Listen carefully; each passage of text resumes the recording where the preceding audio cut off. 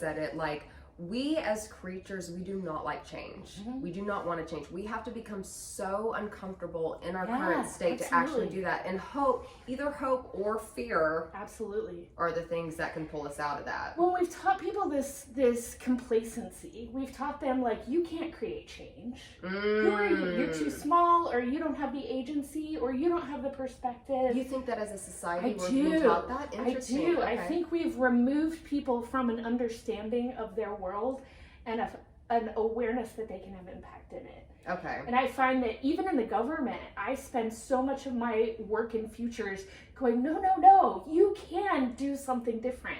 Yes. You know, change starts with you. And it's not so systematic that you can't move forward. Right. Okay. Any particular topics in the world right now that are especially interesting to you, that you like to talk about or that you're exploring?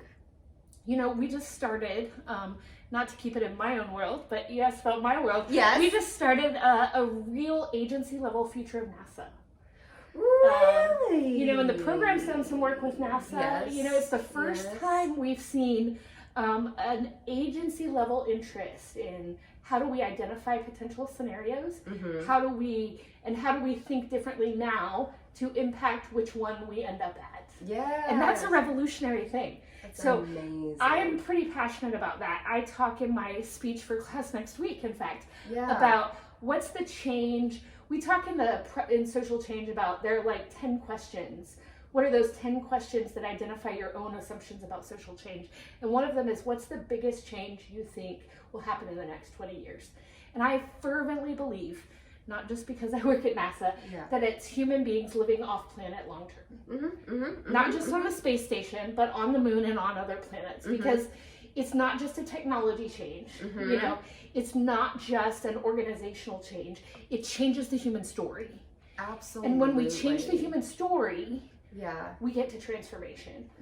There are pieces of that technology, and all the technology is great, but until it changes the story.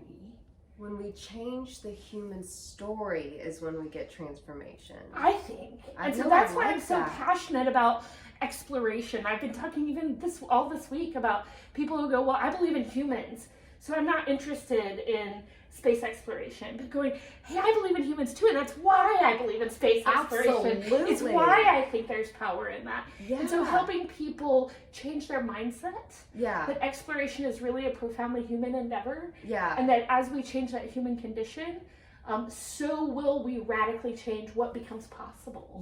And that's why I get so excited about that right now. So a lot is happening in exploration right now, that becomes a change that I really care about. Amazing.